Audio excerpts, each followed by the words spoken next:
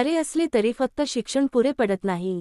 नुसते शिकल्याने सारे भागत नाही, तर जे शिकलो ते पदोपदी जीवनात वापरायला हवे. म्हणूनच परमपूज्य श्री काका पुढे म्हणतात की अभ्यास करा. अभ्यास करणे म्हणजे शिकलेली गोष्ट आपल्या अनुभवाशी पडताळून पाहणे. कोणतीही गोष्ट कौशल्याने आपलेपणाने करणे म्हणजे अभ्यास. परमपूज्य श्री काका म्हणतात, जे काही तुम्ही कराल ते आपले असे समजून त्यात काया वाचा मन अर्पण करून केले असता ते आनंदयुक्त यशाचा मोबदला देते.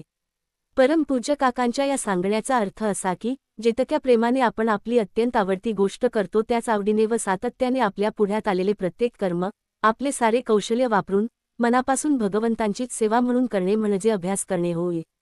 प्रत्येक कर्म असे प्रेमाने घडले की ते आनंदाचा मोबदला देते. अशा सेवा म्हणून झालेल्या कर्माने प्रगती होते, उन्नती साधते.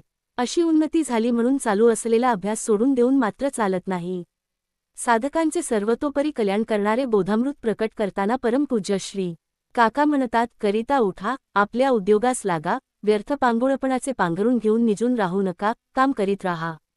वेळ टाळू नका. सर्व कामे जेथल्या तेथे व्यवस्थित रीतीने होऊ द्यात. स्वतःचे जीवनसर्वस्व असे व्यर्थ दवडण्यासाठी नाही, त्याचा सदुपयोग करा. पांगुळपणाचे पांघरून म्हणजे आळस हा आपल्या पाचवीलाच पूजलेला आहे, म्हणून तो आळस झटकून काम करा असे परमपूज्य काका म्हणतात. सारे काही व्यवस्थित होऊ लागले की अभ्यास पक्का झाला असे म्हणता येईल. म्हणून परमपूज्य श्री काका मूळ वाक्यात पुढे मुद्दामच अभ्यासाची हेळसांड करू नका असे म्हणतात. अभ्यासाचे महात्म्य सांगताना ते पुढे म्हणतात, अशा तऱ्हेने वरचेवर अभ्यास व वरचेवर त्याची परीक्षा ही घेऊन स्वतः धैर्याची कसोटी लावून पहावी. जे जरूर असते ते सर्व आपल्याजवळ तयार असते व नसले तरी तुम्ही पुढे व्हा की सर्व काही एखाद्या जादूप्रमाणे तुम्हास सहाय्य करावयास लागेल. आपल्या मनाला अभ्यासाची गोडी वाटेल आणि उभारीही येईल, आपले मनोधैर्य वाढेल अशा सुंदर शब्दांत परमपूज्य श्री काका आपल्याला उपदेश करीत आहेत. संतांच्या वचनांमध्ये श्रीभगवंतांची कृपाशक्ती असते. त्यामुळे एखादा साधक जेव्हा त्या बोधावर मन एकाग्र करून त्यासारखे वागायचा प्रयत्न करू लागतो, तेव्हा ती शक्ती त्या साधकावर कृपा करून त्याला आतूनच सहाय्य करते, त्याचा परमार्थ प्रशस्त करीत असते.